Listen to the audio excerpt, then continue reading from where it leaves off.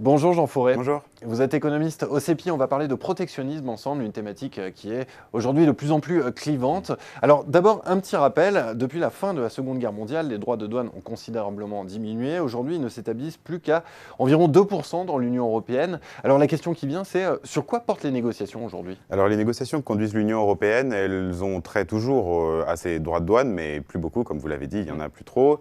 Et ça se porte maintenant beaucoup plus sur ce qu'on appelle les mesures non tarifaires. Donc c'est tout ce qui va influencer le commerce d'une façon ou d'une autre, sans être pour autant un droit de douane qu'on paye simplement à la frontière. Donc je pense aux normes sanitaires, aux normes techniques, à l'accès au marché public, tout ce genre de choses.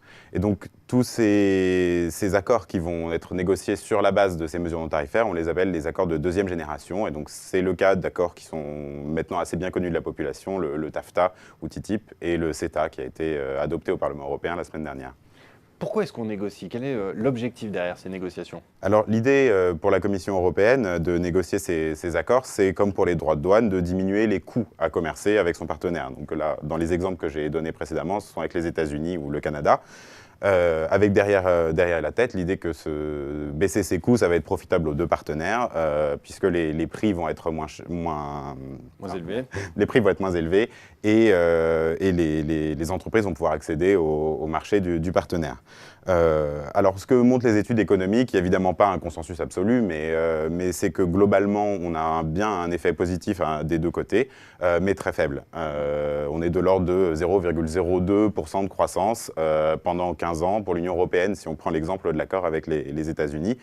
Et ce qu'il faut voir, c'est que de plus en plus, on reconnaît maintenant qu'il y a vraiment des gagnants et des perdants à chaque accord, et donc chaque secteur va devoir se positionner différemment dans ces accords. On peut penser par exemple au CETA, où dans le débat, on voit que les producteurs de produits laitiers européens sont plutôt favorables puisqu'ils auront beaucoup de nouveaux exports, mais les producteurs bovins beaucoup moins puisqu'ils vont faire face à une concurrence accrue, pour ne citer qu'un exemple.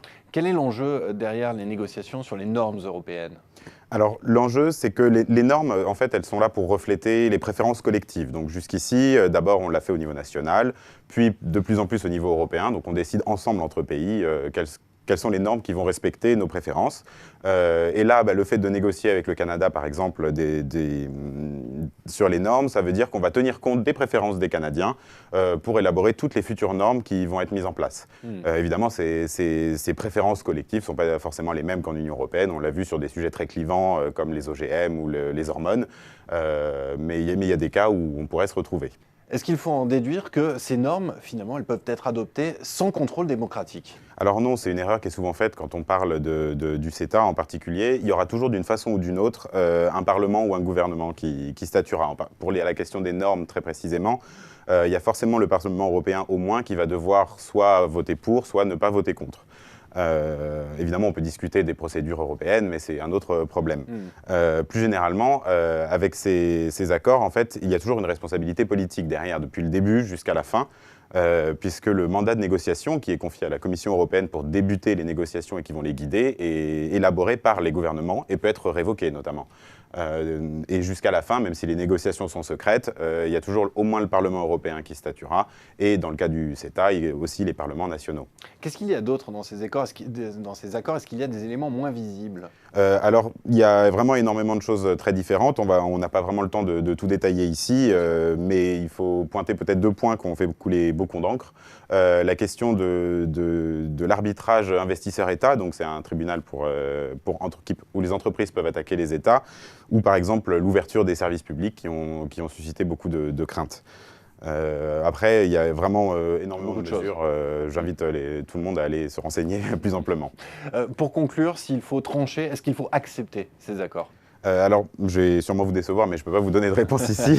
C'est vraiment pas une question à adresser aux économistes. Comme on l'a vu dans cet entretien, il y a une partie économique. Évidemment, il y a des gains qu'on peut identifier, des pertes.